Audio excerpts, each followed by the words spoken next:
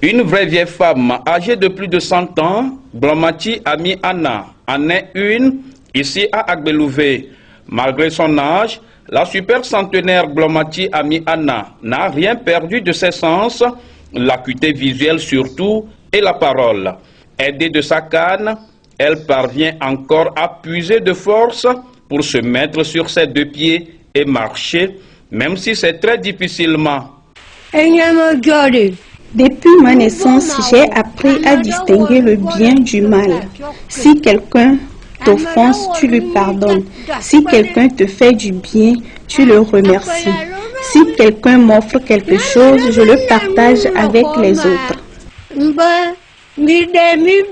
Mère d'une seule fille et très forte de mémoire, la vieille Blomati Ami Anna se rappelle de son jeune âge comme si c'était hier.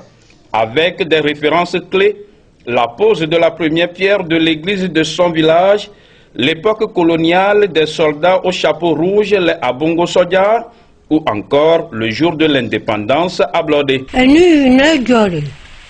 J'étais ici tranquillement quand les militaires ont couru dans tous les sens. J'étais toujours au même endroit quand ils sont revenus.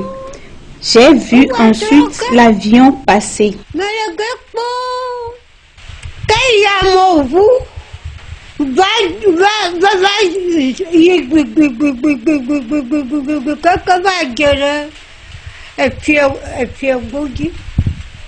Concernant l'église, mon père m'a dit de l'accompagner là-bas. J'ai dit d'accord. Arrivé, il m'a dit de passer à ce côté et lui de l'autre. Arrivé, Dieu nous a bénis. On y est resté longtemps. C'est pourquoi on m'a donné le prénom Anna.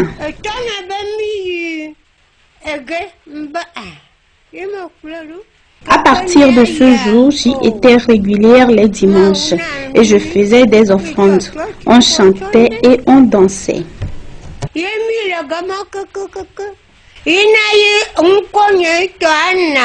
Redevenue jeune de par son grand âge, la super centenaire d'Agbelouvé, Blomati Ami Anna, s'entoure d'un grand soin sous la conduite de sa fille qui gère avec fierté les caprices et agissements de sa vieille.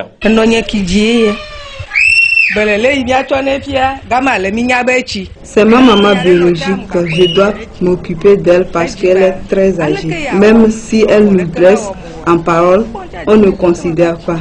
Elle s'est occupée de moi depuis ma naissance et m'a protégée contre tout mal. À son âge actuel, c'est à mon tour de prendre soin d'elle.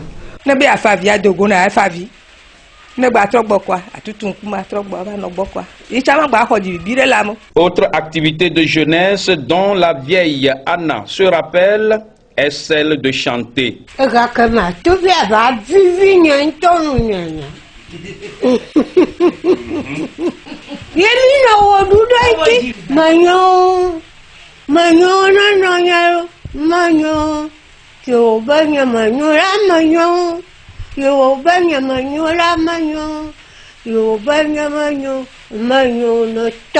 Chaque jour, au domicile de la vieille Blomati Ami Anna, c'est avec plaisir que les gens de son village ou de son entourage viennent la taquiner, histoire de se procurer du bonheur, celui du rire.